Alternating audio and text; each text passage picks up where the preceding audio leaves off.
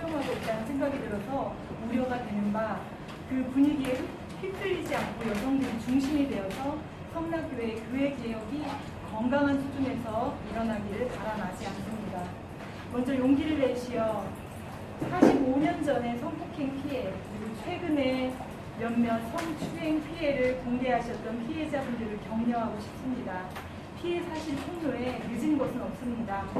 방송에서 한 피해자분은 평생 아무에게도, 심지어 남편에게도 말 못하고 힘들어하고 있는데 목사는 아무 일 없다는 듯이 잘 지내고 있다 라고 이야기하였습니다. 죄를 저지른 당사자가 죄의 책임을 여성에게 뒤집어 씌우고 피해자가 더 괴로워해야 하는 여성 혐오의 세상에서 살아가는 일이 얼마나 불평등한 일입니까? 게다가 이토록 피해자의 삶을 망가뜨리는 성폭력이라는 죄가 하나님의 말씀을 대언하고 영적 아버지로 생각되는 목사에게서 발생했다는 것은 하나님의 이름을 욕되게 하는 신성 모독 그 자체이며, 소중한 영혼들을 실족게 한 죄는 아무리 자복하고 회개한다 하더라도 용서받기 힘듭니다. 그러나 그녀들이 침묵을 깨고 피해 경험을 말하기 시작했을 때 김기동 목사 측은 피해자들의 이야기를 음모이며 조작된 것, 목사와 교회에 대한 명예훼손, 거짓말로 매도하기 시작했습니다. 이는 여성의 성폭력 피해에 포커스를 맞추지 않고 피해 경험 그 자체를 약화시키는 없는 것으로 만들어서 모든 것을 없애버리려는 그런 가해자 중심의 논리입니다. 김기동 목사 측은 피해 여성들의 사진을 일부러 노출하고 피해자를 비난하는 데에 2차 가해를 하고 있습니다. 피해자들은 사회적 강간이라 불리는 2차 피해를 당하면서 또다시 처참할 정도로 인권을 유린당하고 명예를 심각하게 훼손당하고 있는 상황입니다.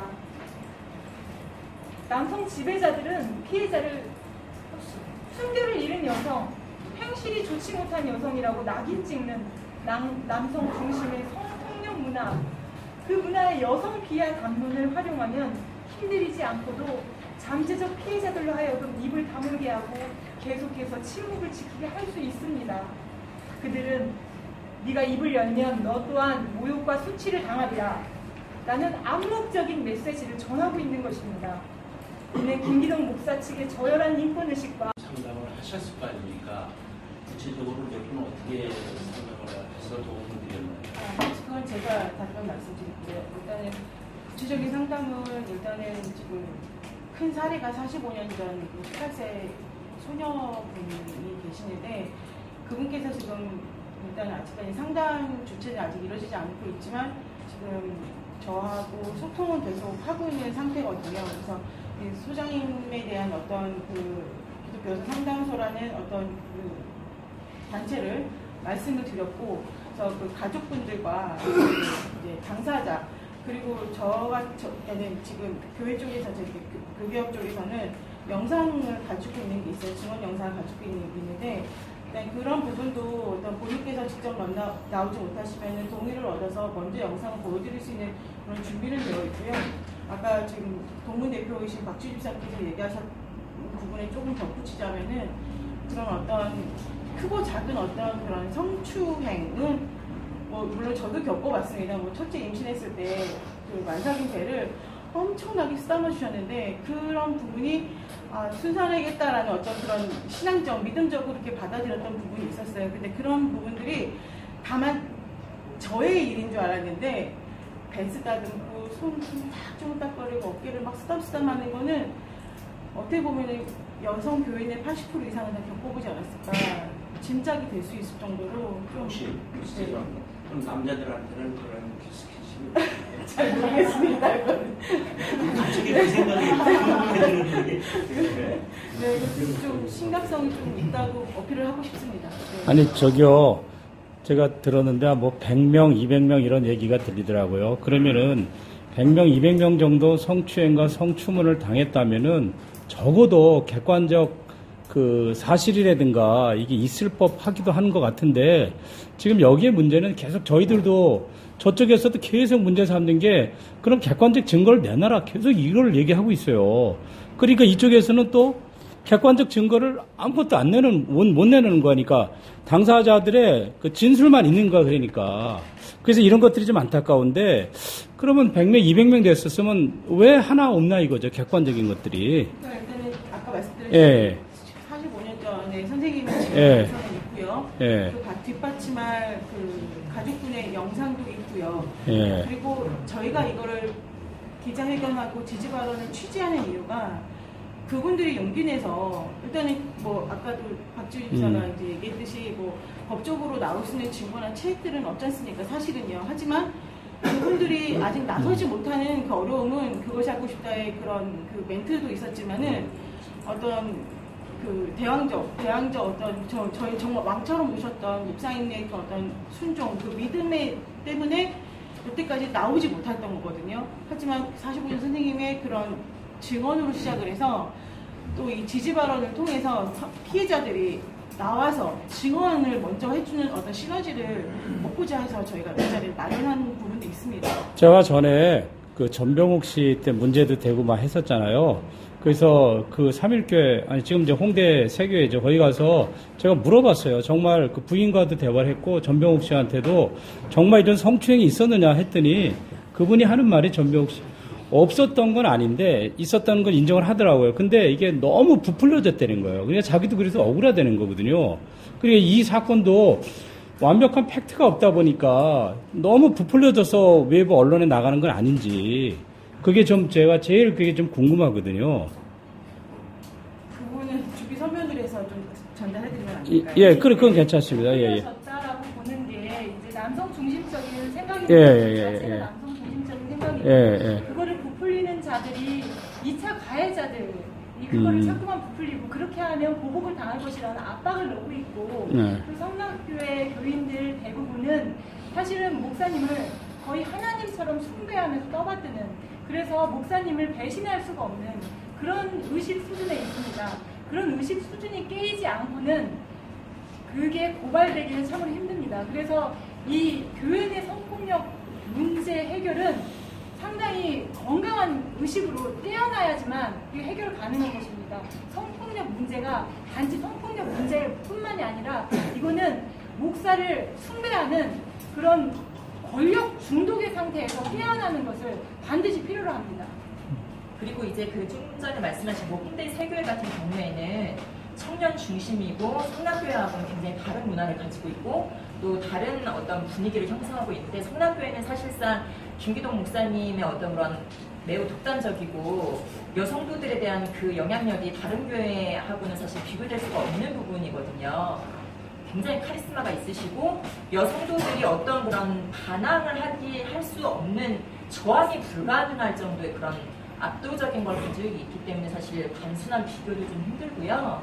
사실상 아까 말씀드렸던 것처럼 굉장히 저는 사실 좀 다른 분들에 비해서는 작은 일이지만 뭐 무릎에 앉을래, 옆에 와서 사진 찍어라 이런 식으로 만약에 말을 할 정도면 입어가지고 법적으로 제가 무슨 문제를 삼을 수 있는 부분은 아니잖아요. 그런데 이런 부분이 이런 팩트가 있기 때문에 이 부분은 아, 저 사람이 목회자로서의 윤리의식이 분명히 잘못되어 있다라는 부분을 지적할 수 있다라는 거죠. 지금 어차피 지금 많은 여성 피해자들이 지금 속속 드러나고 있고 지금 한기정 선생님 말씀처럼 지금 이런 분위기가 이제 주도가 되고 형성이 되어야 속속 그것들도 나올 것이고 분위기가 이제 만들어지면서 더 증거가 나올 거라고 생각은 하지만 그것보다 더 앞서서 저는 이런 부분에 있어서 김기동 목사의 그 잘못된 윤리의식 그리고 본인의 어떤 자서전 속에서 이렇게 보면 여자들을 어떤 성적인 어떤 욕구의 대상으로 표현하는 그런 부분에 있어서 목회자의 잘못된 그 의식을 반드시 지적을 하고 또 앞으로 나올 수 있는 충분히 양산될 수 있는 성폭력 피해자들을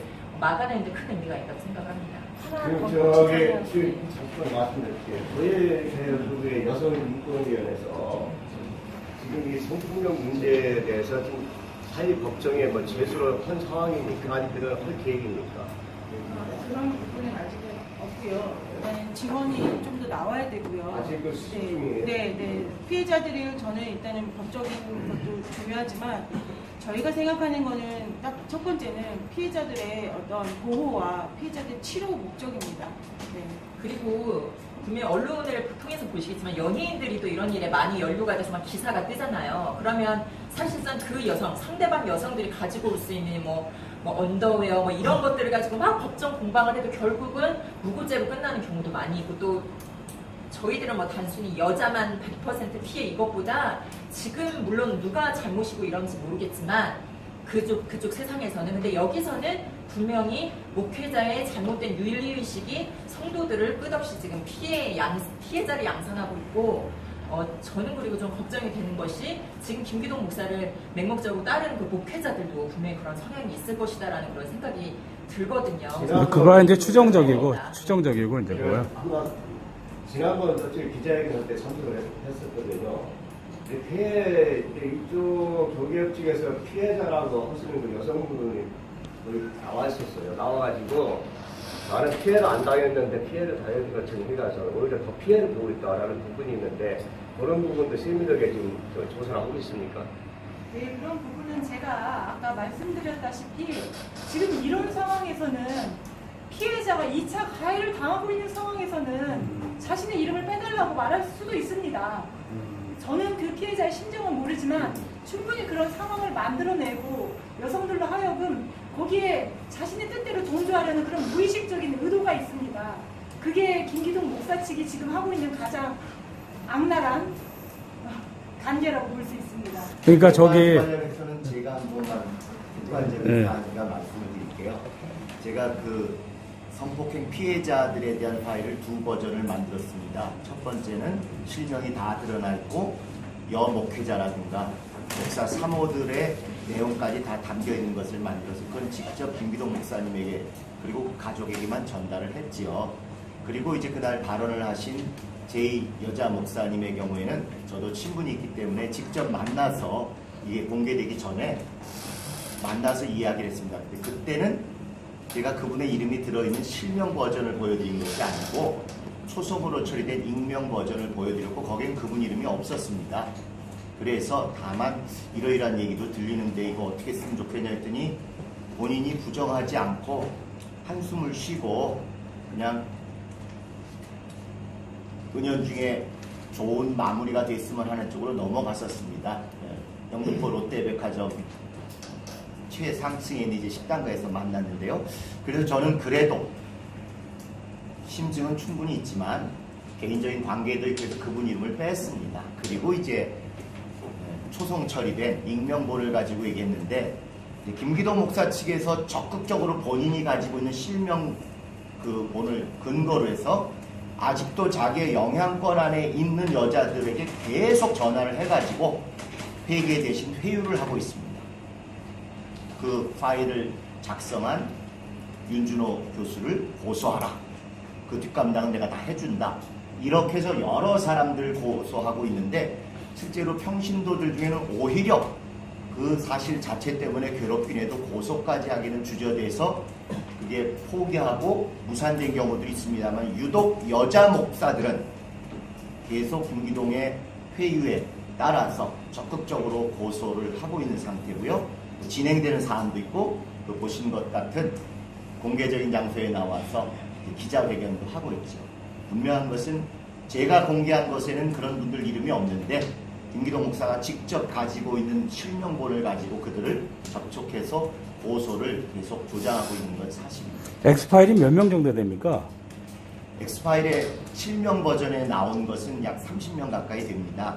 그러나 일부 공개된 익명 버전에 초성으로 처리된 익명 버전에 나온 것은 26분입니다. 그리고 그 언급 중에는 100명도 넘고 200명도 넘는다는 표현도 실제 있습니다. 아니 한 1000명이 된다 하더라도 아까도 제가 계속 얘기했다시피 이제 법적인 관점에서 객관적으로 증거할 수 있는 것들이 한 몇 명 정도, 몇 개 정도. 객관적이라고 계속 표현하시는데 무엇을 객관적이라고? 아니 그러니까 예를 들면은 저쪽에서 계속 얘기하고 있으니까 여기에 대해서 우리가 반박할 수 있는 게 이제 당사자 진술 위에 다른 게 있냐 이거죠. 객관적인 그 것들이. 시대는 아시다시피 CCTV가 없던 시대. 또 사진이나 뭐 이렇게.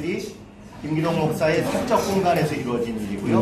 그 다음에 직접 허벅지를 더듬는 사진이 공개됐더니 그것에 대해서는 저쪽 밑에 있는 젊은이들을 통해서 포토샵 처리를 해가지고 손의 방향을 바꾸던지 아니면 손을 지워버리고는 아 이게 원본이고 저희 쪽에서 손으로 만지는 것을 조작했다 이렇게 되는데 누구라도 비교해보면 저희가 제시한 손이 허벅지를 만지고 있는 사진이 훨씬 선명하고 그들이 그 이후에 원본이라고 주장한 조작본은 손이 아예 포토샵이 미숙해서 없어졌든지 손 방향이 어색하든지 이렇게 돼 있습니다.